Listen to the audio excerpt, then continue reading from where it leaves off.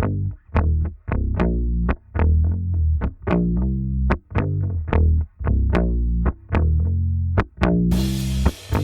to Fort Worth 148's podcast, where we meet to discuss Masonic topics and strive to build value in the Brotherhood.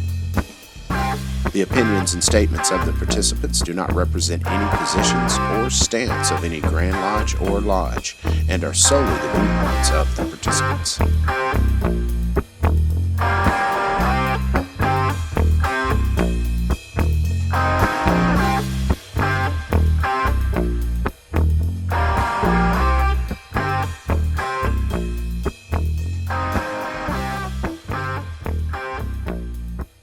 Welcome back to the podcast, brothers. This is Rick Moore, past master of Fort Worth 148. This is Billy Hamilton, senior warden of Fort Worth 148. This is Gabe Yagish, junior warden of Fort Worth 148. This is Evie Kirkendall, master of ceremonies, Fort Worth 148. And Go ahead. I'm Mike Spears, past master, Liberty Lodge number 48. Well, it is good to have you, Brother Mike. I'm glad we were able to make this happen.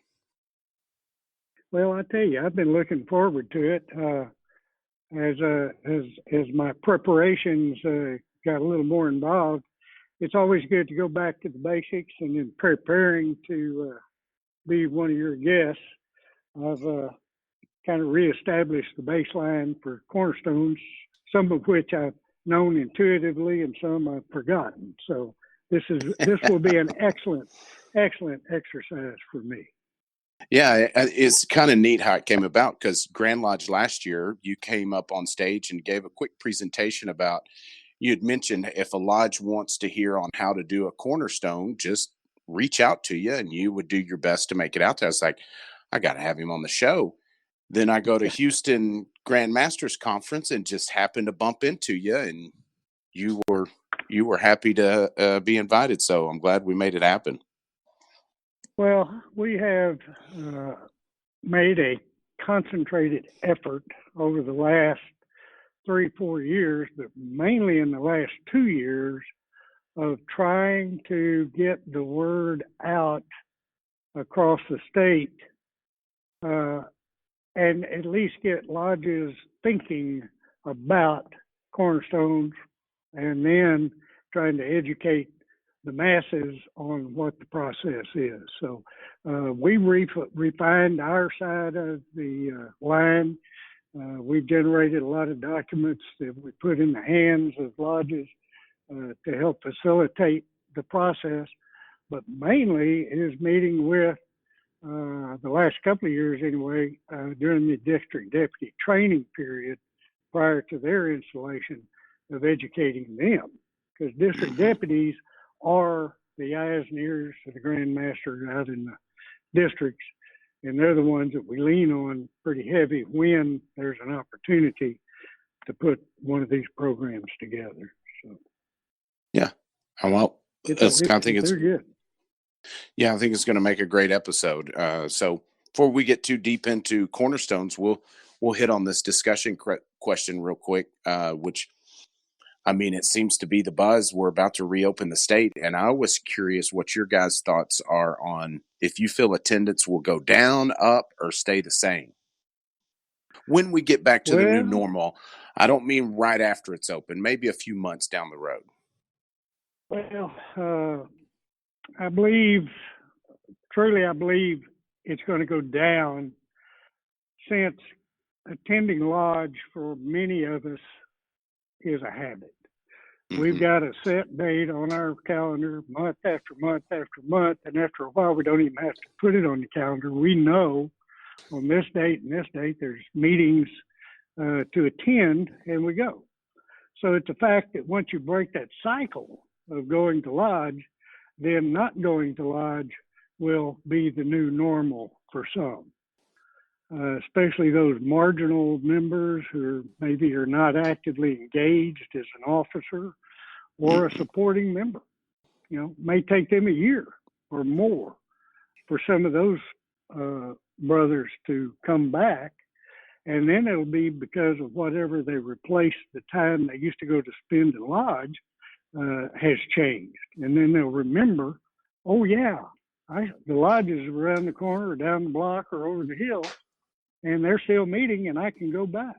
Yeah. So I believe once we return to our regular meeting schedule, the first thing we should do as a lodge is to have a welcome back event and invest our time and energy on re-recruiting our existing members and bring them back. Once they come back and remember to get them back in that cycle, then I think we'll be all right. But it's going to take a major effort. It's not just going to happen. Yeah, that's a good idea, though. Re-recruit your existing members. I like that. Absolutely. Yeah. Yeah. Have a I've got to homecoming. agree on that. It's going to be a pretty substantial challenge. Just because, like I know for a fact, like in my own personal life, I'm spending a lot of time with my wife and just around the house. All of this time that I get to spend at home now, because I'm working from home and not committed in the evenings masonically anymore. Mm-hmm. It has been definitely kind of a game changer in how close we are, how much better I'm able to help manage the house, that kind of thing. Yeah. Getting more yard work done, for example, Mm-hmm. and now I kind of go, well, when things kind of come back to the new normal, am I going to let myself get booked that heavily again? And the answer is, I'm not sure that I want that anymore. I Yep. used to get real excited about, oh yeah, let's throw ourselves into this. And I'm going, I think I want to be more selective. And so I think a lot of lodges are going to have that challenge where they say, hey, listen, guys are going to be more selective because they are going to have acclimated to being home with family. How do we make sure that we are their choice? Because they're going to drop something, right? Like there are, guys are not going to be coming back to some stuff, or they will be reduced attendance to something. So the number one question every lodge has to ask themselves is, masonically, how do we avoid getting cut? And how do we make ourselves the most attractive value proposition for guys that are returning from quarantine, which is something that we should have been asking ourselves anyway under normal circumstances. That's what I was sitting here thinking. The other part of that too is your wife is going to have a little more to say about it than she did before. Yeah. You're going to have to do a little more justification for some of those nightly visits to Masonic gatherings. For sure. Evie, Billy, you guys got any thoughts on that? Well, I mean, personally, I see both sides of the coin. I absolutely see where, even in my own personal life, I'm already looking at things that I'm going to distill my life away from. The ways in which I feel like I've overextended myself or started doing things that I just really, at the time, I thought were great ideas. But now I'm just kind of like, now that I've had a chance to take inventory, maybe I'm not so committed to it as I once was. And I don't mean that in terms of masonry. I just mean in terms of, just a constellation of things going on in my life. Yeah. And so I can see that there's going to be that. And I think the silver lining to this is that just like we talked about in some previous episodes, where this is kind of forcing and foisting changes upon masonry, forcing it to become a 21st century entity. I think that the same thing is kind of happening right now with individual members, and it's forcing lodges to have to think about, how am I going to get people back into lodge and doing the things that they should have been doing anyway, in terms of creating the value story and the education story and the fellowship story that they should have been doing all along, but maybe have been kind of like putting on the back burner because, oh, we have officer elections, or, oh, we need to do this with the lodge, or, oh, we need to do that, or we have this fundraiser or that event to do, instead of really focusing on the nuts and bolts of Freemasonry. And this pandemic, I think, forces lodges to think, what are the nuts and bolts When you take away all of the extraneous stuff, all the things that we like to get involved in that have nothing to do with those things that I mentioned, are we really going to be doing some of the things that we did in the past? I mean, if we're doing this on an individual level, we have to figure that the lodge collectively is going to say, are these things really necessary? Do we really Mhm. need to have X, Y, and Z? Yeah. Do we Well, really need to be spending money on this, or do we really need to be hosting that? yeah, gigs What are up. the essentials? Yeah, exactly. We know what we know what's essential now. Well, And we it certainly ain't know heavy. what we miss the most. Yeah. No, that's no doubt. I think I think it will take a little bit, but once we start dipping our toes back in the water and things get to the new normal and what they're going to be, I think we might see a little bit of a bump just because people are so starved. They've been locked up for so long. But then, like life always does, you kind of fall back in those same ruts and, the habits that you were. I think you'll see that all over. Any chance you can get out, whether it be church, lodge, movies, anything to get out of the house back in society might see a bump after we kind of get comfortable, which there's no telling how long that'll take. I don't know. We'll see. It's going to be interesting. So I Yeah. want to say maybe, because just because we're learning that we don't need those things necessarily. Like we Mhm. enjoy these things, and I'm definitely going to go do some of this stuff.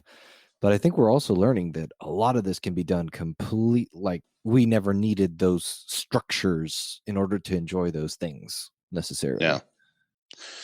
No, I a think lot of people have mentioned about Billy's one of them about reading minutes from the Spanish flu time, what things changed through it, how they transpired. I think that'd be so interesting to well, dig and into. afterwards they saw a massive growth, right? And maybe it's we talk about the golden age of fraternalism, and everyone was looking for something to join during that time, was looking for something else. But at the same time, maybe part of that was because a lot of people were kind of stuck at home because of the Spanish influenza. Uh, Hmm. and I think we're going to see that for some people, they're going to find more distractions by being at home and trying to entertain themselves. They're going to find Netflix shows that are going to distract them. They're going to reprioritize. And so I think you'll see some guys may not come back as they find other priorities. But I think you'll also find a group of guys who realize that masonry maybe means a little bit more to them. It's a higher priority than they thought it was when they could take it for granted and said, "Oh, I could skip the meeting. You'll be there next Hmm. month." No, when you've watched all of Netflix and YouTube, it's like, what have I done? I need to Right. start going to lodge again. Right? You can only post so many memes before it's like, I need to go out and do something. I miss everybody. All right. Well, let's get cracking on a couple of personal questions with you, Brother Mike, before we dig into the subject, so everybody kind of get a feel for who you are. Um, can you tell us a little bit about yourself outside of the Masonic lens? Sure. I don't know how far back you want to go, but let me just kind of start a timeline here for you. There you go. I was born, raised, and ruined in Borger, Texas, and that's with a G, not a D. It's not Border, it's Borger, Texas. It's 50 miles north of Amarillo. So if you hang a map of Texas on the wall, Borger is where you put the nail. I love it. I graduated from Border High School. I headed to Lubbock, Texas, and Texas Tech University. There, I managed to cram 4 years of college into 5. After Tech, I headed to Houston, Texas to make my fame and fortune. After several careers, I ended up working for Lamar University in Beaumont, Texas. After 15 years there, I retired in January of 2016 as Director of Contract Management. When I retired, Lamar offered me a part-time position working in the Administrative Services Division. And there I still negotiate, monitor contracts for the university. As a side note, prior to retiring, I had told my boss I wasn't tired of working. I was just tired of working there because it was a 12-hour day. Yeah. And I had planned on retiring and finding a part-time job. And he thought about it, and he said, well, if you want a part-time job, why don't you work for me, and we'll call it a knowledge transfer. And I told him, well, that sounded good, because I'd never tell him everything, and then we could call that job security. So I just started my 5th year as a full-time, part-time employee for Lamar University. I work 3 days a week, 6 hours a day. So it's perfect for my schedule. Gives me a lot of time to do things other than concentrate on work. But actually, I really enjoy it because it gets me out of the house, and nobody enjoys it as much as my wife, because she tells me all the time, I can't do anything or get anything done when you're here. So she gets a sanity break, and I get one too. Currently, I am married. I have 2 grown children and 2 grandchildren. Oh, nice. So that's a quick nutshell of a long career. Yeah, I was going to say that's a synopsis of a good life there. So, when, why, and what lodge did you join? Wow. Well, I tell you what, it took me a lifetime, it seemed like, to become a Mason. I was 44 when I petitioned. But I can tell you that nobody in my family, at least not to my knowledge, were or was a Mason. Mm-hmm. I do remember when I was a young boy, grade school maybe, tagging along with my dad. He associated with businessmen, and I remember to this day seeing men that had that funny square and compass on their suit coat lapel. And it was just an image that stuck in my brain, never anything that warranted conversation or a question. But after I graduated from Tech and moved to Houston, I was working for a company, and one of the customers I had with that company, and this is kind of a long story, but I'll make it real short. They hired me away from the company I started with, and both of the men I worked with there were Masons, and they were both Scottish Rite Masons. And they were absolutely the most gracious, kindest, sweetest guys you could ever imagine. And they unlocked doors for me that launched a career that served me well and provided well for my family. But nothing, it just didn't click. And they retired, and I moved on to other things. Years later, I was involved with a company. We ended up merging with another company that was a competitor to grow our business. And the owner of the other company that I merged with was a Mason. And, he had all of his certificates and patents and everything on the wall in his office. And we actually, talked about Masonry, but not in the sense that the right question was asked. Yeah. So anyway, I went to church in Liberty, Texas. That's where I was living. One of the members of my Sunday school class, after Sunday school, was talking to another member of our church. He had just joined the lodge, and they were talking. And as I walked by, for some reason, the light finally went on, and I turned around and asked both of them, well, what do you got to do to become a member of the Masonic Order? And bang. I mean, bang. Yeah. It exploded from there on. The magic words, once I said that, the rest is history. I petitioned Liberty Lodge number 48 because I was living in Liberty, and it was really literally blocks from where my house was. And I might add, I had an instructor in Liberty whom I met with each night to work on the questions and answers, esoteric work. And I would work with him every night. I would drive to Houston, and during the day, the partner that I'd merged with, he was an instructor. and he would work with me during the day. So it really became when I would drive home at night and get with my instructor, he would ask me, "Where are you?" Because Yeah. I may be a long way ahead of where I left off the night before. So I had a pretty fast track. To be honest, I turned in my EA work, and at that time you had to wait 28 days between time. I turned in my EA work in about 3 weeks. Took the fellowcraft degree, turned that in a week. I had 3 weeks or 2 to 3 weeks I had to wait before I could get the master's degree. My instructor taught me the EA lecture. I gave that lecture before I had a fellowcraft degree. When I took my fellowcraft degree, I turned that in a week. He continued to teach me, and I had an EA candidate in Houston in the building I was working in who petitioned the Lodge and Liberty, and I was teaching him at lunch and a few minutes after work. Got my master's degree in June, and I stood an A certificate exam in November. Goodness I gravy. passed it.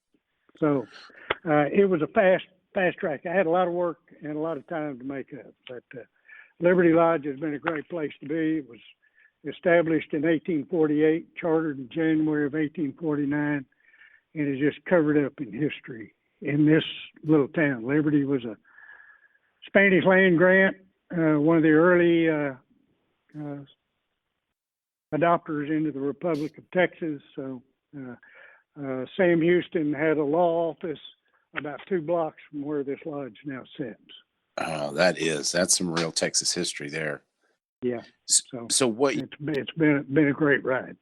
What year was it you actually got raised? 1991. 1991. And I got to say, I love the story of you duck hunting with a guy, and all these guys that eventually you asked to become a Mason, they knew you inside and out already. Yeah. That's a great example of how that process of joining used to look, which it still does in some cases today. But, a lot of times you get a guy off the internet that you don't know at all. It's just so different than it used to be, where you knew that guy that was petitioning. Yeah. Let me, for Evie's benefit, if he's still listening here, certainly. When I came over to Liberty Lodge 48 for the night of my EA degree, blindfolded as I was, when I went through that degree, every station was filled with a member of my church. Oh, wow. And I did not know it at the time that any of them were involved, except for a selected few. And I had several. The greatest compliment I ever had was, "We always knew you were a Mason. You just never asked the right question." yeah. Oh.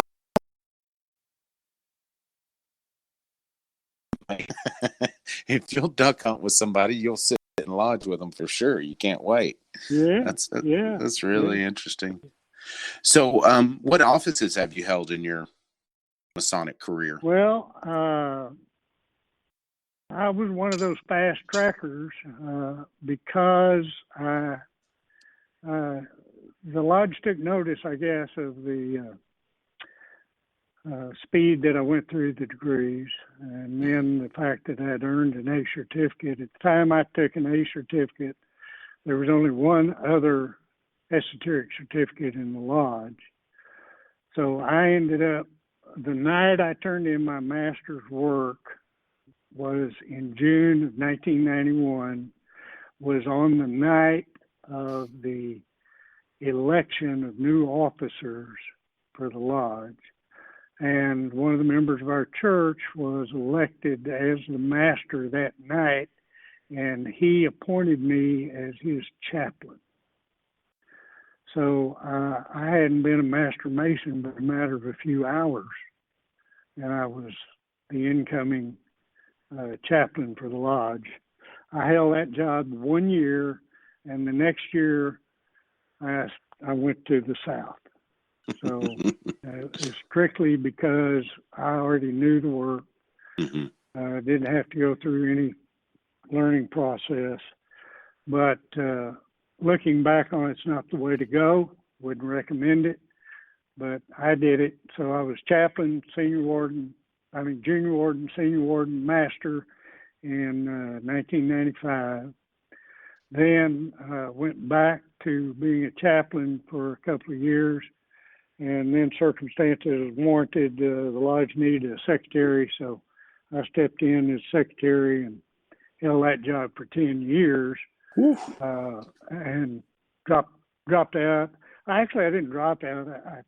I spent 9 years trying to recruit a secretary. Even went out on the street and offered some members of other lodges, I'll buy you a endowed membership if you'll move to Liberty and be the secretary. But nobody took me up on it. But we finally had a younger gentleman come in, and he was interested. He said he wanted to give it a whirl if I'd look over his shoulder, and I told him I'd be glad to. So he took it over in 2015, and he's done a great job ever since. So he's had it 5 years. Yeah. But those are all the offices I've held in this lodge. Held some Grand Lodge offices and been district deputy, but those are the lodge offices. Yeah. No, and I love your use of fast track. If only fast track meant you got your A certificate and under 6 months you were raised, that's the way fast track should be. Yeah. Well, That's we certainly, and not necessarily for me, we had a lot of guys that were hungry to really become better at the quote unquote work. Especially in conferring degrees. It's not me. I had a lot of people, but it was not unusual for this lodge to do a degree, and more than half of the stations and places were filled with visiting brethren. Thank God for them. But we managed to, over a period of time, grow the lodge to where we could man every station in place in all 3 degrees. And then we were traveling to other lodges to assist and help. So there's lots of benefits there. But let me tell you, I will tell you without a doubt, whether your lodge is an esoteric-minded lodge or not, anybody who puts the time in to be proficient will only enhance the growth and experience of the lodge they're a member of. Yeah. Well, it's one of the best things I ever did for myself. I mean, it is. It's such a growth moment in Masonry to get that knocked out. I mean, it is tough, but it's certainly worth it. So what do you see, Brother Mike, as the biggest strengths and weaknesses of our fraternity? Well, I was glad you kind of sent this to me in advance to give me a chance to really kind of get some thoughts together. So here's what I think, and this is my opinion. I think the strength of this fraternity is strong, compassionate leadership from men with a vision to see and understand the future and to put a long-term plan into action that will serve the needs of the next generation of Masons. And I'm a firm believer, I don't care whether it's Masonry or any organization or any business model you want to identify, success starts at the top and failure starts at the top. So if we're not growing, we need to investigate and look at our leadership. And I think the strength that we have is the ability to groom, to watch, to grow, and to support those who are strong and compassionate in their leadership, and not for themselves. It's not a trophy, banner, and crown job. Yeah. It's a job to build something for the next generation. And if we're not doing that, we're in trouble. So that's not a weakness. It's a strength that we got to depend and have strong leadership. And I think we have had some. I Mhm. think we have one currently. But we have a lot of improvement to do for Yeah. especially our long-term vision. So my weakness is not willing to embrace the technology and communication tools that are available to us.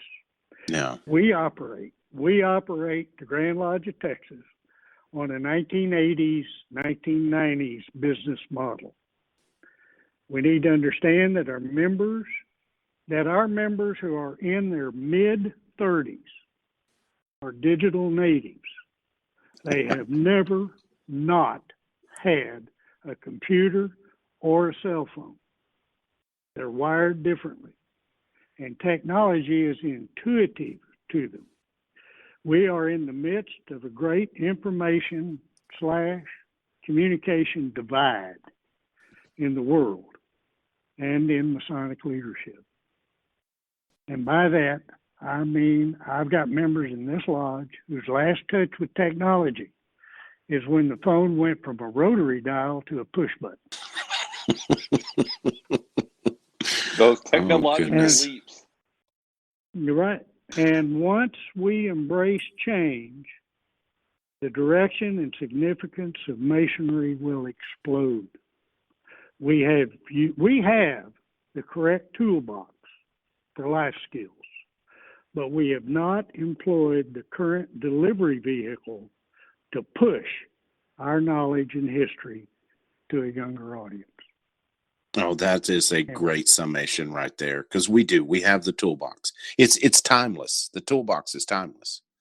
But the delivery system is what's changed over time, whether it be newspaper, whatever, and we're in the internet age now. That's such a good summation. Well, we can't put something out there and expect people to go find it. In today's world, you got to push it to their desktop, telephone, iPad.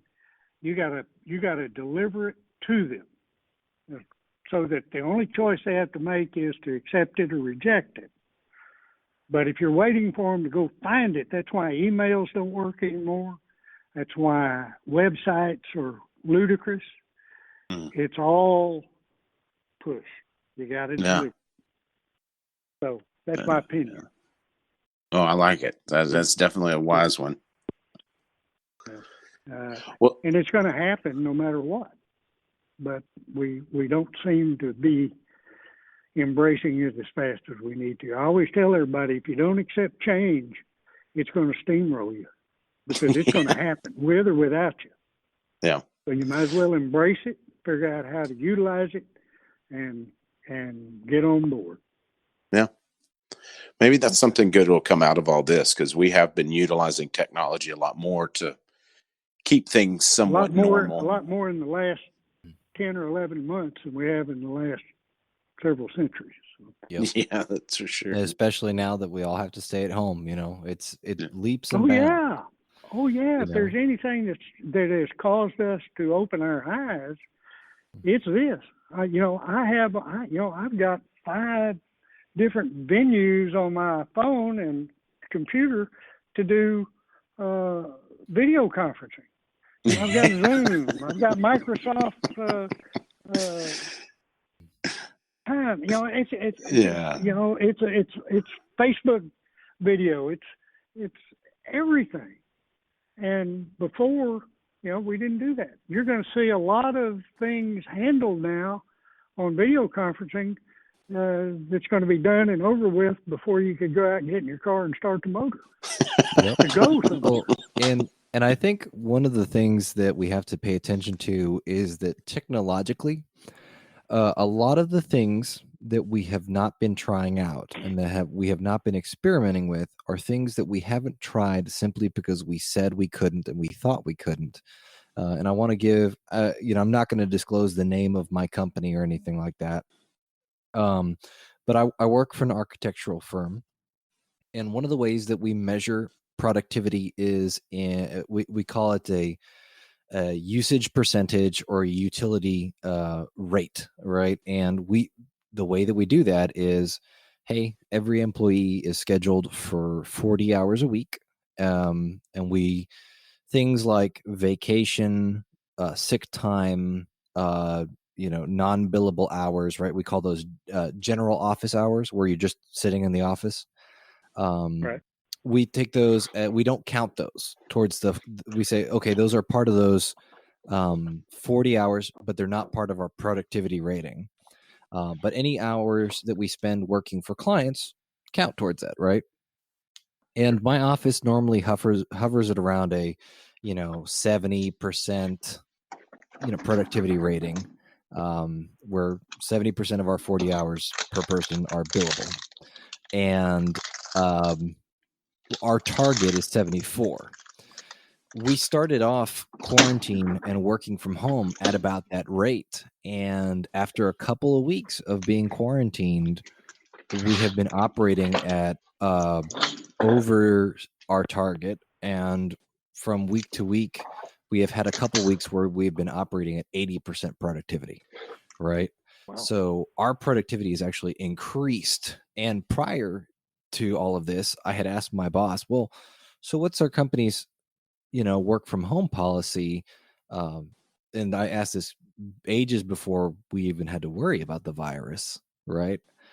This was just a lifestyle thing, and they're well, like, we're worried that we're going to have productivity issues, and we want to make sure that people do teamwork more easily, and we think that in-person interaction is the best way to do that. So leadership doesn't necessarily want to try and encourage a work from home policy, which that's the opinion they had. Now we've discovered that people are more productive at home. Money talks too. Yeah. So I think we're going to see a lot of that too. Like, how much of Grand Lodge business can we conduct digitally? How much of lodge business can we conduct digitally? And how will we benefit from it? Because we're going to benefit from it. The question is just how and how much. Yeah. Well, and I'm sure Grand Lodge is looking, because the entire staff at Grand Lodge are working remotely now. Yeah. And have been for a while. Yeah. And they're still doing a great job. So, more power to them. I haven't had any. I really haven't interacted with anybody for anything. But no. Well, they hadn't closed anything down, so they're holding it together. That's anyway. right. That's right. And they're still responding. So we know they're there somewhere. Yes. Yes. So, Mike, let's tackle some questions about cornerstones. Cornerstones. Are we really going to talk about that? Yeah. Okay. We were eventually going to get around to it, right? Yeah. So why do you feel it is important for the tradition of cornerstone laying to continue? Oh my goodness. Why not? There's the question. Yeah. Currently, cornerstone ceremonies are probably one of two. Well, let me say one of the few events where the general public can witness men in full Masonic regalia conducting a ceremony based on historical deeds and communicating the importance of dedicating a building for its intended purpose and its structural integrity, and equate this to a subliminal message of building and dedicating ourselves to the service of God and man. This is a ceremony of extreme joy and pleasure, and it is the total opposite of a Masonic funeral, which is the other time we're in the public eye in Masonic regalia when we do a funeral service. So if I had a choice and could control it, I would never have another funeral, and I would continue to have all the cornerstone ceremonies we could muster. So I think they are a great thing. We touch on the historical value of them. We put them in a common everyday situation, and we bless them for the future. And it's just a fabulous ceremony, and all the work that goes into it culminates in the public eye in a very positive way. So I can't imagine not having them. I'm hoping as time goes by that we can schedule more of them We have grown that list over the last 3 years a lot. And I am hoping to get it to the point to where we're doing at least 52 ceremonies every year, one a week, somewhere. You know, I didn't have this question on here, but it just kind of came to mind on, what, in your experience, Brother Mike, what do you see as the biggest intimidation factor that lodges had to overcome to do the cornerstone?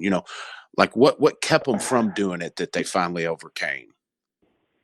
Well, they didn't have information. Uh, They didn't have a path. What is step one? What do we do first? yeah. What needs to happen first? What's the next thing? And without having a roadmap, and having never done one, the effort to seek information, maybe, and I can't speak for the past. I know the gentleman that did Cornerstone was a Cornerstone coordinator for years. I worked with him a couple of times out of Liberty Lodge because we've done a lot of them out of this lodge when he was the Cornerstone chairman or coordinator. But he had ill health in 2014, and when Mike Wiggins was getting ready to be installed as Grand Master, he knew I had a lot of experience with Cornerstone in the southeast part of Texas anyway. So he asked me if I would take that over, and I did. But when I started talking, well, actually didn't for a while. I didn't talk to anybody about it. I was just a Cornerstone coordinator, Yeah. and my phone never rang. Nobody ever Yeah. called me, because nobody knew what to do.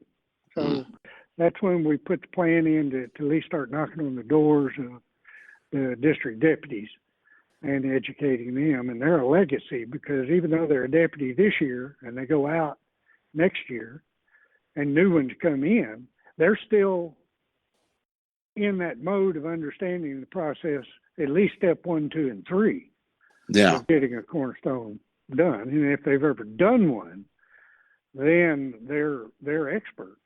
And once you do one, it's like anything. You do one, the second one's easier. You do the third one, it's much more easy. Yeah. I've got lodges that have done 4 and 5. And it's just second nature for them. I don't even have to do anything. They just call me and tell me all the details of when it's going to happen. Yeah. I do have to. I am the conduit to the Grand Master for availability, but they have it. But my job and the job of this position is education and communication. And there is nothing you can't overcome in any situation, anywhere. Marriage, life, business, masonry. The only time we run into problems is when we have a lack of communication. Amen. That's the truth. Well, So all I do is try to get the word out and teach them how to do it. and I like that. Well, that's a great segue into, so if a lodge wants to conduct a cornerstone, where do they even start? Well, the first thing, and what I tell them is when we meet, I told you we meet with the DDGMs during their pre-meetings and training before being installed in January. And during that presentation, we tell them the 3 most important things they need to do when they hear the word cornerstone brought up. The 3 most important things. Number 1 is contact the Cornerstone Coordinator. That's number 1. Number 2 is contact the Cornerstone Coordinator. And number 3 is contact the Cornerstone Coordinator. Once they call me or email me or text message me, once that's done, I have several documents. I have on my computer a file folder that says documents to provide. And I send those to the lodges. I make sure that whoever contacted me, because a lot of times the deputy contacts me, a lot of times it's a past master that contacts me.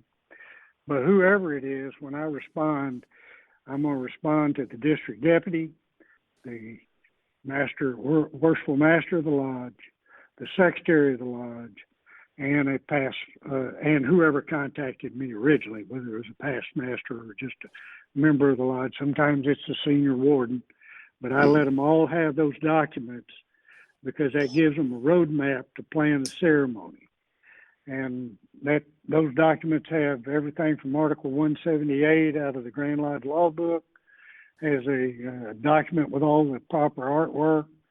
I have a history of Texas cornerstones and why we do those cornerstones, which they can take and hand it to a school district superintendent or board of trustees or the county judge or anybody that they're working with who wants it. And it's just why, who, what, where, when, and why about cornerstones. And then I give them a thing for the lodge that gives them, aside from 1, 2, and 3, those steps, it starts off with get the lodge's approval. You got to talk to the lodge first. Do you guys want to do this? And make sure they're on board. Then you get with the governing body, the city, the county, the state. Usually it's either a municipal building, a church, or a Masonic lodge. Those are the 3 major categories. And you go there and you plead your case, tell them what you want to do, why you want to do it, and get their approval. And then you get with the architect, the general contractor, you decide when and where you want the stone. And we also teach everybody it's a cornerstone ceremony. But in today's world, we don't do a foundation cornerstone. Yeah. Building structures have changed. So we do what's called a dedication stone. We perform a historical cornerstone ceremony, but we do it to dedicate the building with a dedication stone. So we get that clear so they don't lock on to going to talk to the school district and say, yeah, and we got to put it in the northeast corner. No, we don't. Not today. The only ones that we really work on today that are in the northeast corner are new lodge buildings. But they determine what size the stone needs to be, where it needs to go, and then they can go out and start shopping to find a place to manufacture the stone. And then they get with me, and we start a timeline. We go, here's the date of the event, here's what's going to happen that day, but we're leading up to it. We got to get everything in line. So I provide them with all of that information. It's just lined out in bullet points. So it should give them, if nothing else, it puts questions in their mind and they pick up the phone and call me, email me, or text me, and communicate with me. Yeah. And we'll set the mode right and get them working, get them going. Yeah, and I know of there are probably a few guys listening that's been to one and seen the ceremony, and it's performed by either Grand Master or an appointed member of Grand Lodge, right? It's not a lodge ceremony anymore. The Grand Master gets first turned down on every one. Mm-hmm. He's the first call I make. But I don't call him until now. We may be working on lodges a year down the road. In fact, I have a file open for a lodge in Arlington, Texas, Webb Lodge, for a building and a cornerstone ceremony in 2024. Look at them go. So we work ahead in a lot of situations. But I have had a call 2 weeks before saying, schools just called us. They're having an open house in 2 weeks and they'd like us to do a cornerstone ceremony. Bam. We can do it, but it doesn't, we're walking a fine line, but yeah, the back to what we were talking about. The Grand Master is my first call after I have a firm date and a firm time. Because if I call him and say, "Hey, so and so Lodge is going to do a cornerstone ceremony in October," what's the first question you're going to ask me? What date and what time? So I don't even call till I have that. Yeah. If 9 times out of 10, because his calendar was set 2 years ago, and certainly finalized this year, he's not going to be able to do it himself. Yeah. He's going to be on one end of Texas or the other end, or he's doing something somewhere that day. So he will tell me who he wants to be his representative to do that ceremony. And I call that person and say, I've been instructed by the Grand Master to ask you if you would be his representative on this day, this time, for a cornerstone at this location. And if they say yes, we're done. If they say no, I go back to the Grand Master. I get very few no's. Yeah, I would think so. Usually set. Now, the reason it's his representative, it is not somebody that's doing his job or his duty, is because he actually deputizes that individual to be his representative. There's actually a document that is generated by Grand Lodge that the Grand Master deputizes this person to be his representative for this function. And so it is usually Grand Master first, then past Grand Masters, and then the elected Grand Lodge line. That's usually the chain of command where we go. Gotcha. But I will also tell you, it also depends who might be living closest to the lodge. So if we have a line officer that's 30 minutes away, or a past Grand Master that's an hour away, the Grand Master is going to ask me to call the line officer first. Gotcha. For convenience. He doesn't have to travel that far to be there. So there's some method and to the madness of how that's done. But I have no authority and never would call anybody and say, would you do this for the Grand Master, and not have consulted the Grand Master. Gotcha. And so it works well. It works well. And like I said, I don't get too many negatives unless, somebody's going to be out of town, they're going to be out of the country, traveling or something. And then they got a good excuse. We move to the next one online. So, and the reason I bring that up is because, when they see Grand Lodge putting on the ceremony, they think they do a lot of the lifting, to where in all actuality, it's the lodge doing most of the heavy lifting on the back end to plan this, right? Oh, yeah. The lodge is the host. But I always have to tell them, guys, you're just the host. This is a Grand Lodge event. We're going to open a representation of the Grand Lodge of Texas in your lodge room, and we're going to close a representation after the ceremony is completed.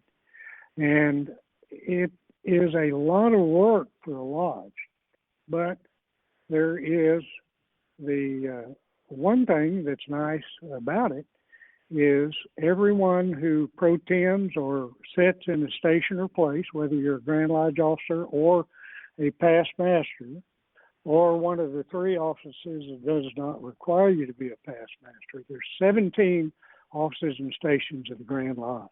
If we open and close a representation, everyone who filled a station or place is listed, and it is published in the proceedings of the Grand Lodge of Texas after the Grand Lodge year.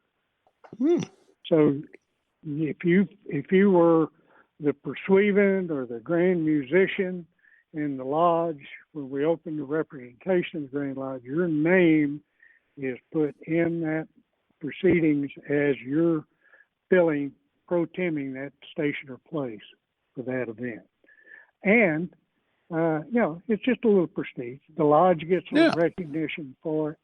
And And they get all of the accolades, all of the pats on the back, and all of the recognition in their community after the fact.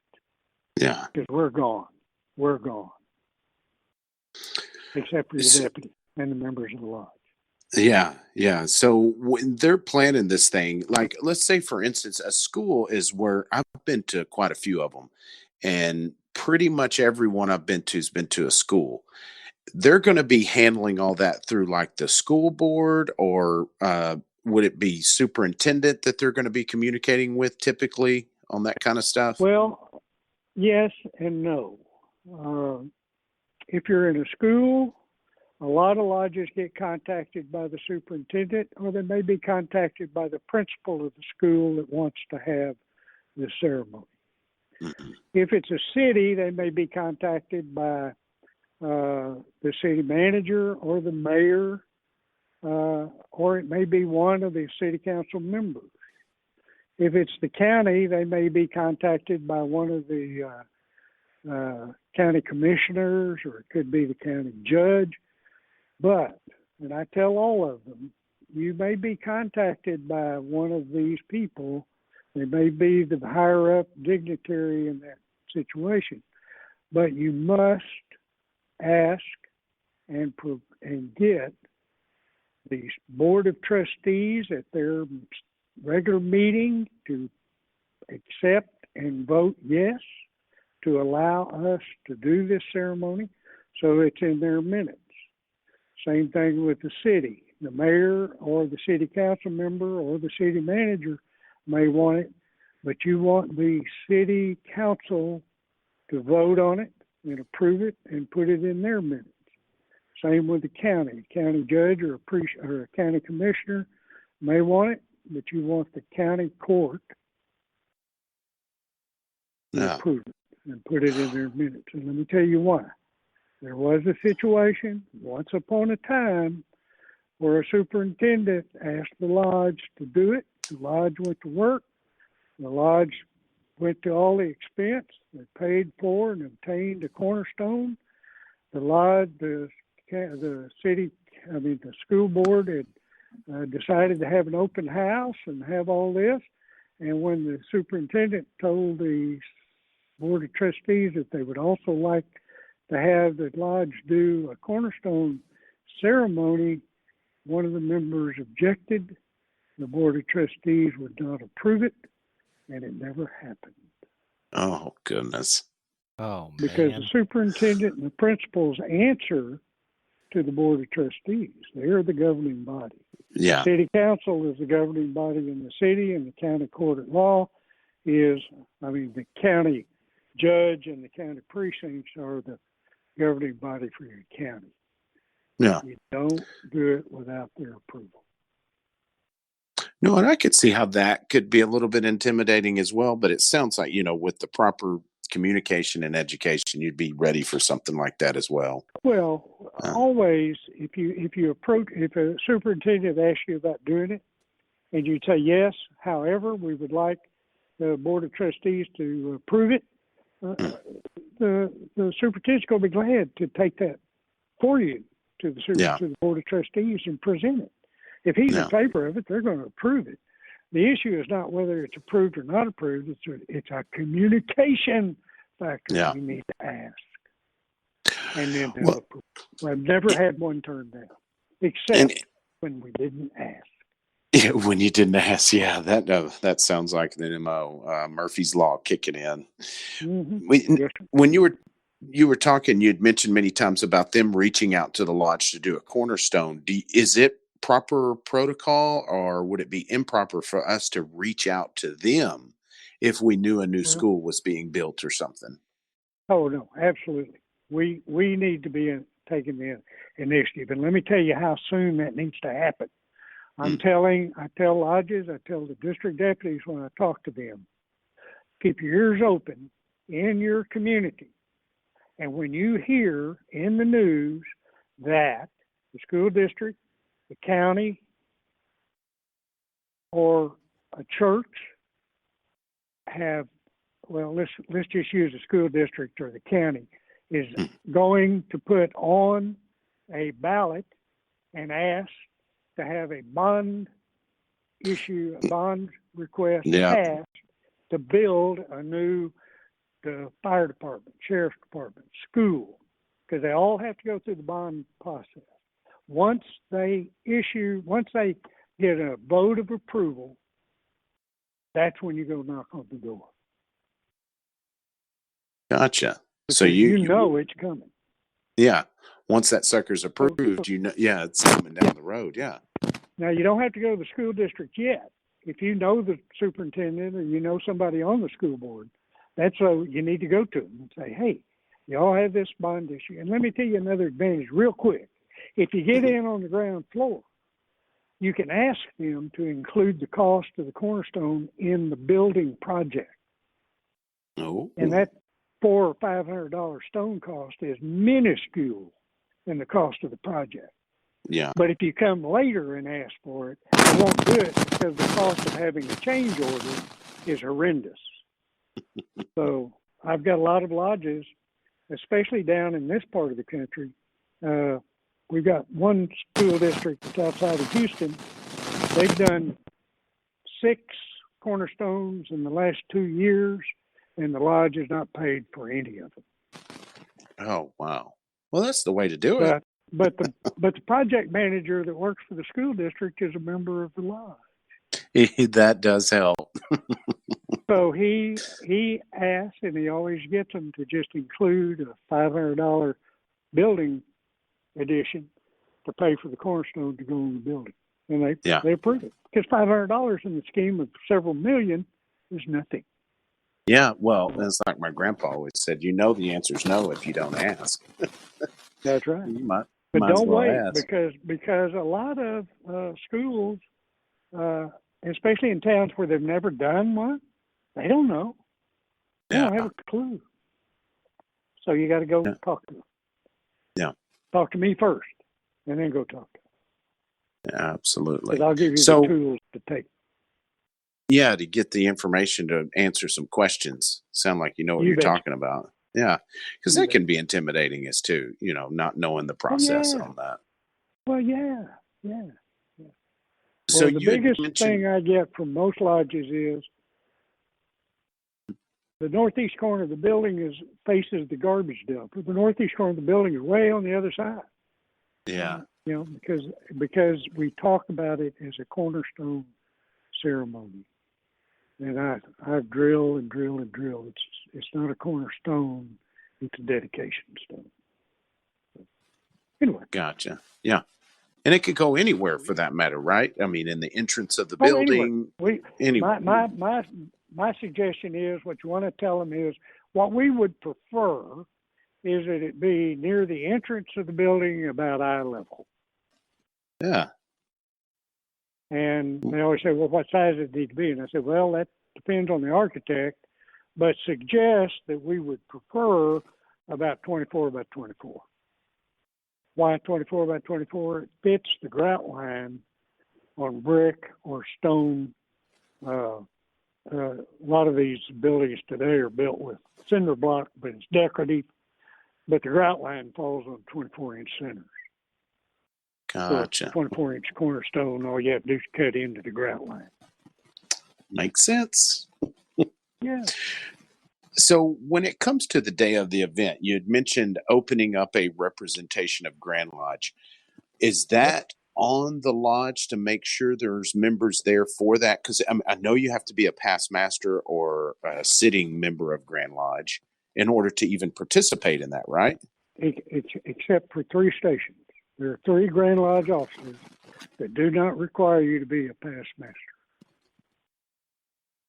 The chaplain, musician, and is it Tyler? No. Chaplain, musician, photographer. Oh, photographer. Dad bless it. The Grand Flasher. Yeah. So there's 17 stations and places, 14 of which have to be past masters. And whoever represents the Grandmaster or the Grandmaster, that takes it down to 13 past masters if no other Grand Lodge officer shows up. But Gotcha. on most cases, I have 3 or 4 Grand Lodge officers that'll show up, and that always makes it nice. Usually, the Grand Marshal travels with the Grand Master, so he's usually always there, and the Grand Photographer usually has somebody there. So it 3, 4. The rest of them, and yes, what you just said, it falls on the shoulders of the lodge to recruit past masters to fill those stations and places. Now, there are 3, 4 critical spots that have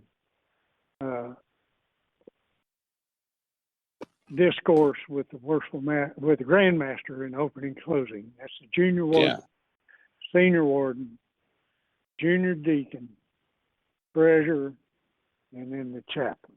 So those are the speaking parts in opening and closing a representation. And the senior warden has the load for opening and closing a representation. He's got a mouthful. I am blessed to have a separate email group of guys who want to know about cornerstone ceremonies, where they are, when they are, and I've got guys that I email all the details to who travel. I've got guys that will drive 5, 6 hours to go, to be there, to assist if necessary, and they can fill any of those stations. So I'm blessed to have those guys. But the burden, and I tell the district deputy, when we decide and the lodge decides to do a cornerstone ceremony, your first call needs to be the DI. Yeah. Put that burden on him. That's his job, to get these guys ready. Get them trained up. Yep. No, and I know in our district, they've got a team of guys that do the same thing. If something like that's happening in our district here in the 64th, they tend to go just to help out if it's needed. You bet. You bet. So they're out there, and that's another thing that I think a lot of lodges could get intimidated with, to where you just make the call, and that shouldn't stop anybody, because you've got guys all over the state that'll help with that. If a lodge called me and said, we're really in a jam, we've only got 3 or 4 past masters committed, I guarantee I can pick up the phone. I can fill those stations. I got guys that will come. Yep. And that's probably in every corner of the state, because when it comes to something like that, Masons tend to come out and really help. You bet. You bet. Yeah. I can think of several lodges that are in that position that would be hard to get 5 or 6 past masters there, but they're in a small community that would make a big difference with a cornerstone. Not that they don't make a difference everywhere, but those little small towns, that's a great way to get your name out there. Yeah. And we there's downsides to all of it, but in all of my experience, I've only had one time we showed up at a lodge and they didn't even have enough members to open. So, oh goodness! But it was a small lodge, and it was just not a situation. Unfortunately, they didn't raise a flag and tell anybody. So they just went with what they had. And when we got there, they didn't have. But fortunately, by the time the visiting brethren arrived, we had ample people to open their lodge, open a representation, do the ceremony, come back, close it up. Everybody was happy. Worked out. There you go. So I know we've talked about some extremes on these cornerstones, from planning 1 to 2 weeks to up to 4 and 5 years away. What's the average time frame you would say this typically, a lodge comfortably plan one? What would be a good average time frame? Well, average is 6 months to a year. And that's just to get a file open and start getting the planning foundation stuff set. Because most of the time, the decision to do it or not do it happens when the groundbreaking takes place and the construction starts. Once guys see a building being erected and they find out it's a school, that's when they start asking questions, or a new fire station, or a police station, or city hall, or whatever.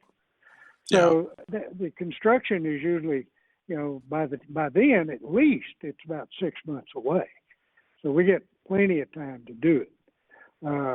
I try I do tell them that I need a firm date and a firm time at least 5 weeks in advance. After that, it becomes hard to communicate and get the word out, because I communicate with every Grand Lodge officer, appointed, not appointed. Appointed, elected, and appointed. Every district deputy we email to across the state. And then we also give the Grand Secretary the Cornerstone schedule, and of course he publishes that out to the Lodge Secretaries, usually the last few days of the month or the first few days of the month. And if I don't know 3 weeks in advance, I can't communicate it out across the board. And it's hard for some guys to make a change in their schedule a week or two after the fact. So 3 weeks is a minimum. 6 weeks, 4 or 5 weeks is nice. Most of the time, though, we get 3 months, 4 months, 6 months. That's fine. That's plenty of time. Plenty of time. No, and that makes sense. I know you'd mentioned earlier you hear a lot from the senior warden, because sounds like he would start planning that his year as senior warden, and it come to fruition as master his year. Absolutely. Yeah. Because I've got a lot of these on the hook. I've got several scheduled. We just postponed 5, 4, 5, 6, 7 that were scheduled for April and May. Yeah. They're all postponed for a future date. We haven't rescheduled yet. I've got 4 firm dates and places for August. I don't have anything scheduled in June and July, and that's even without this pandemic situation we're in, I do my best not to schedule a cornerstone ceremony in June or July because of lodge elections and lodge installations. Grand Lodge officers are all busy. They all are doing installation of officers, and most of them are handling or conducting lodge elections. So I try not to schedule anything in those 2 months. But if a school is saying we're going to hold an open house in July and we'd like to have the cornerstone ceremony during that open house, you betcha we're going to do it, because that's when the crowds are going to be there. Yeah, that makes sense. If they hold an open house and we're not there, they're going to have a good crowd anyway. If we come a week later to do a cornerstone ceremony, it's going to be slim pickings. Yeah, go when the crowd's going to be there. You betcha. And we're there for to enhance the host lodge and whoever the customer is, if you want to call it that. But we'll go with them.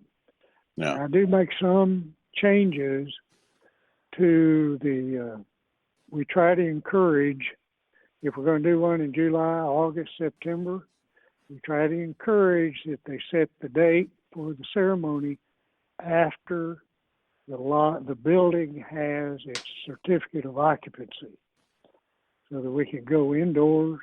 It's air conditioned, it's cool.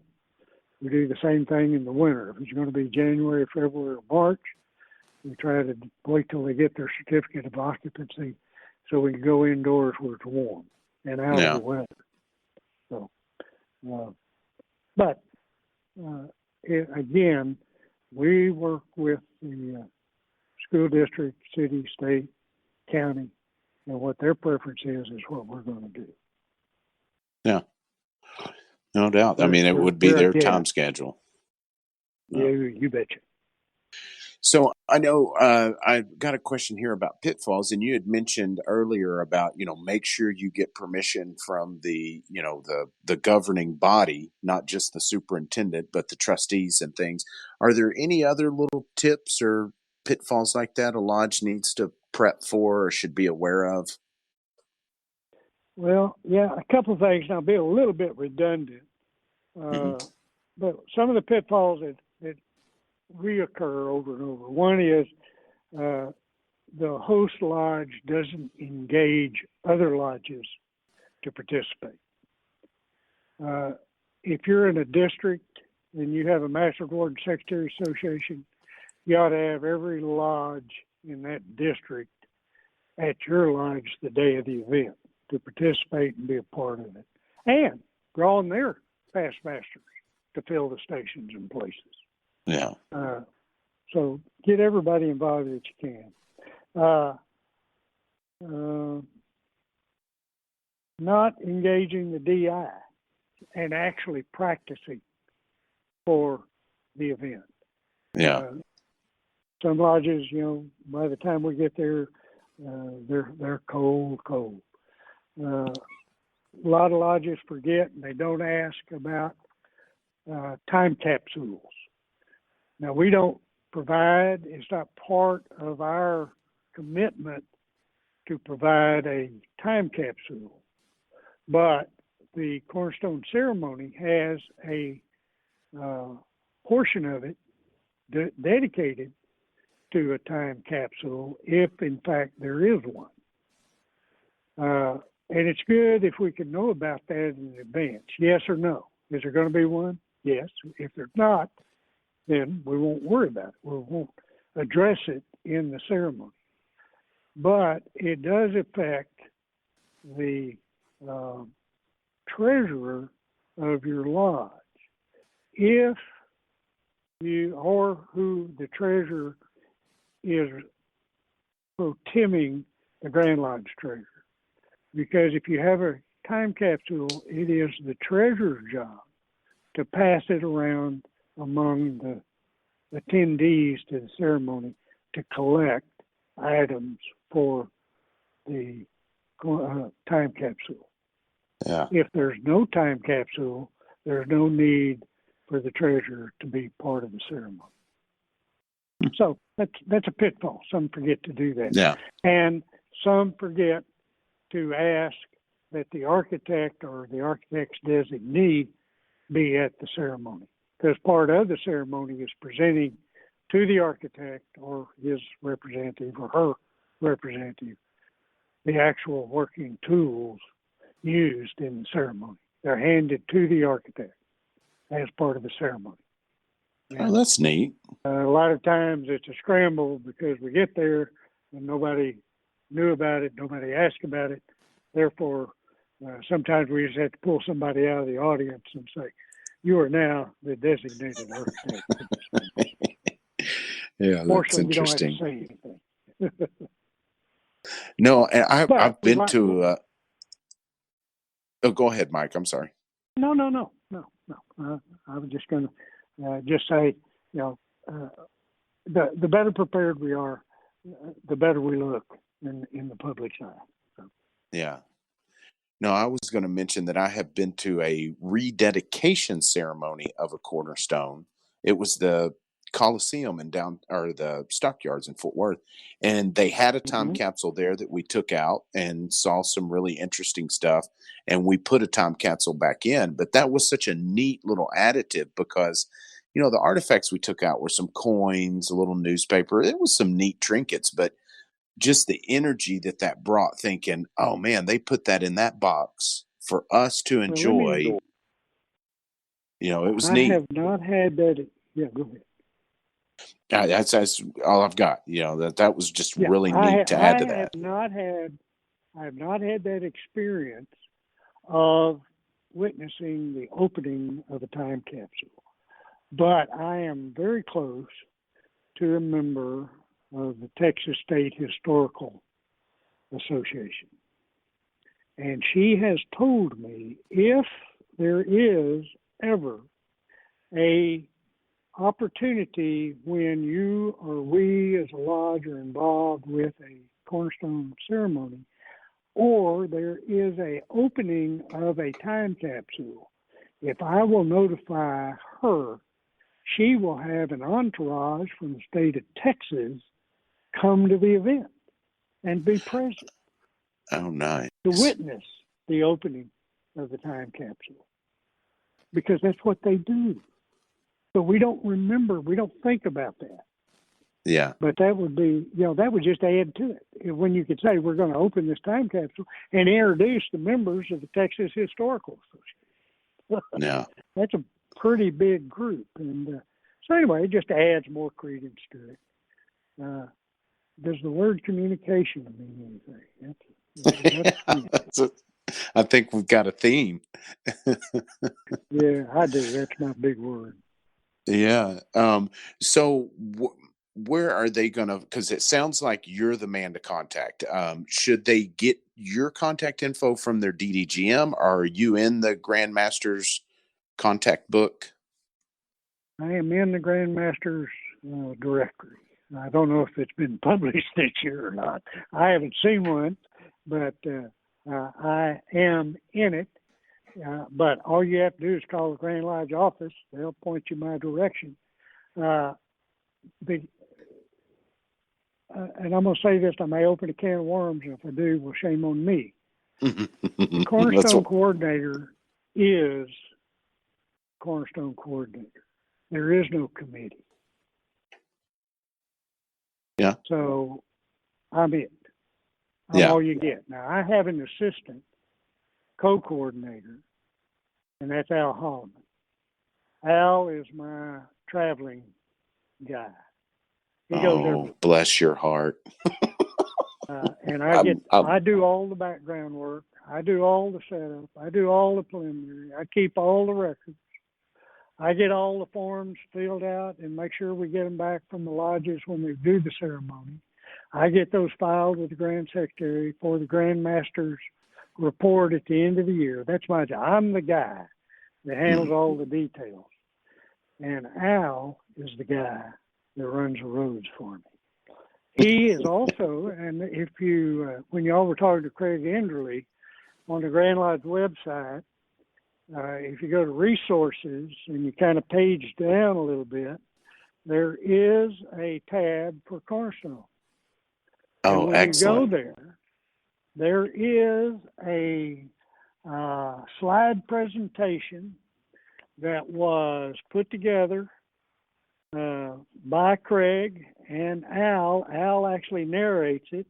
Craig did all of the graphics for it.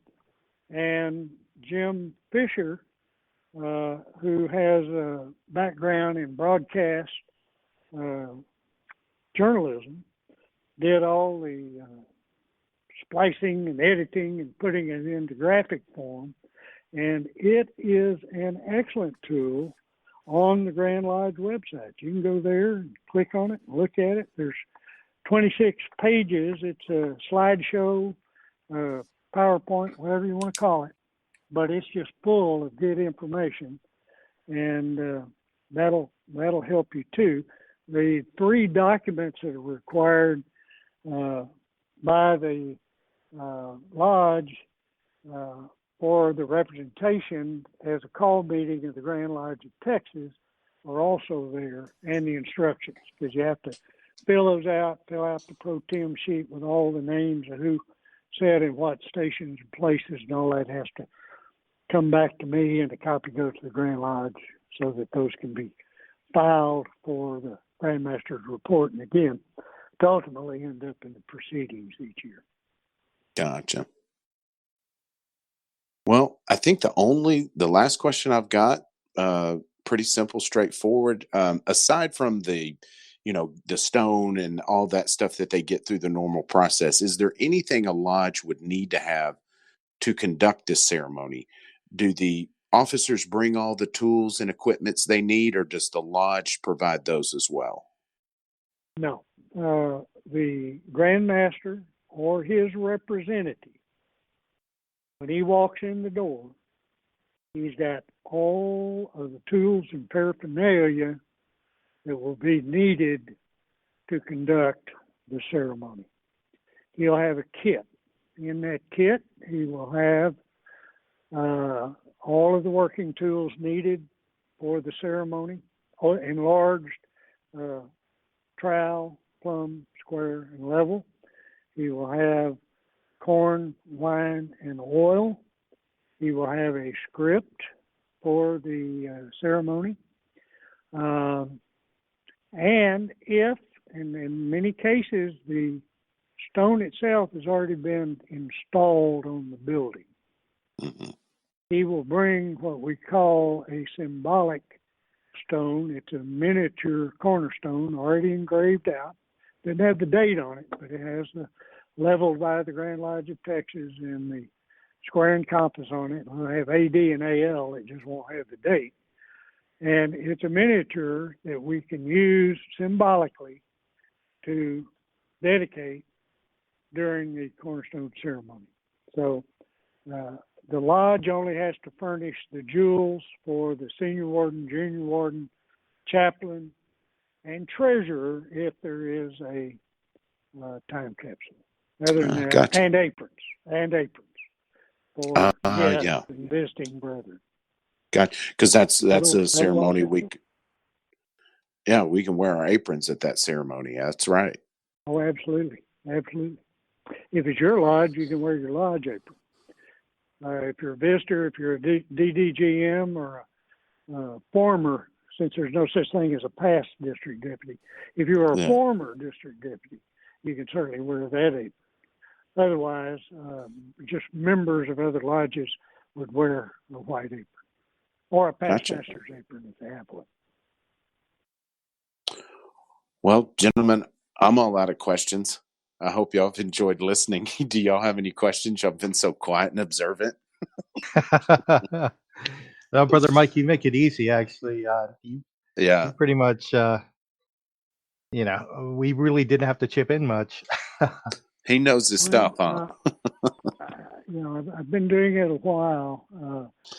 Paul Adkins, who preceded me originally, I think was the Cornerstone Coordinator for 20 plus years. Oh, wow. And that means he was the only one that did it for 20 years. No.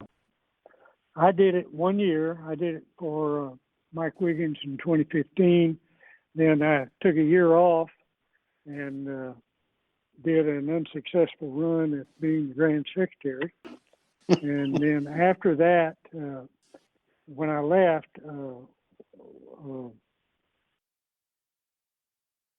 Past Grandmaster Miller appointed Jim Moore to do it. And so Jim and I worked together quite a bit to hand it off. And then Terry Steigner asked me to come back and do it again. And Jim was having a little health problem at the time. And so he welcomed handing it back off to me. And then, so I've had it back a couple of years. So we'll see how we go. Grandmaster Underwood said, I need you for this year. And somewhere down the line, Ken Curry, right works for Ken Curry, might ask or might not. I tell everybody, remind everybody, I only serve at the will and pleasure of the Grand Master. So yeah, he has someone he wants. I'm all for it, and I'll do everything I can to assist and make an easy transition. Yeah. Gabe, Evie, you guys got anything? Oh, I'm good. I've been enjoying listening to Mike tell stories and talk, so this has been very enjoyable. Awesome. And I have nothing to interrupt the wisdom that flows from the podcast. So excellent. Well, Mike, do you have anything else that we missed that you can think of that you wanted to chat or put out there real quick? I'm done. Thank you for the opportunity. You betcha. Well, the quote of the week that I dug up this week, don't ask me who this guy is. His name is D. Aaron. I have no clue. I meant to do more research on that, but I was walking out the door when I found this and I just loved it. So I had to throw it in here. I thought it fit well. So quote of the week is, a tradition is a gift of the spirit. Its trajectory moves in the right direction, although it has not arrived at its destination. So it kind of reminded me how sometimes we do traditions that we don't even really understand, but we feel like it's right. And so we keep doing it. It so reminded me of not walking in between the altar. It's like, why do we do that again? But we just, it seems right. We keep doing it. So interesting quote. I like that a lot. Yeah. I have to look up, see who this guy is, because that's a great little quote. Yeah. So, all right, Brother Yagish. If you want to learn more, you can find us online at www.fortworth148.org. We are at Fort Worth Lodge 148 on Facebook. Our email is info148@fortworth148.org. And you can learn more about Texas Masonicon at texasmasonicon.com, texasmasonicon.com. And at this point, we'll find out if quarantine will still be a thing by that time. So stay posted. If we can't have Texas Masonicon, we do have backup plans. So just we'll figure something out. Yeah, because it's definitely it's going to affect it in some way or another. How big, we're still in that process of deciding. So stay tuned. So hang in there, folks. Mike, do you have any contact info you'd like to give the listeners if they want to reach you for Cornerstone information? Let me just give you a phone number, and that way they can text me, and that'll get the ball rolling. Cell number is 832-248-8418. Perfect. And guys, if you're interested in this, he mentioned a few spots. I mean, contact him for sure. There's the law book. There's the Grand Lodge website. There's a few different resources on how to learn to get this ball rolling, because I'm with Brother Mike. This is an uplifting ceremony that we can do for the public, as opposed to the burial ceremony. It's beautiful, but it's bittersweet to give. This is just sweet. This is just a fun ceremony to be a part of. So get out there and make them happen. And let me give you one other tip. Most people don't know, don't realize, but the Cornerstone ceremony is actually printed in the monitor. So if you want to review it, you can look there. There you go. And even look over the ceremony. Well, Brother Mike, again, I can't thank you enough for being open to this and coming on and being such a gracious guest. Really appreciate it. And hopefully we can figure out how to do this again in the future. Always welcome to join in if I can. Thank you, sir. All righty, brothers. This is Rip Moore signing off. This is Billy Hamilton signing off. This is Gabe Yagish signing off. This is Ebby Kirkendall signing off. And this is Mike Spears signing off. Thank you, guys.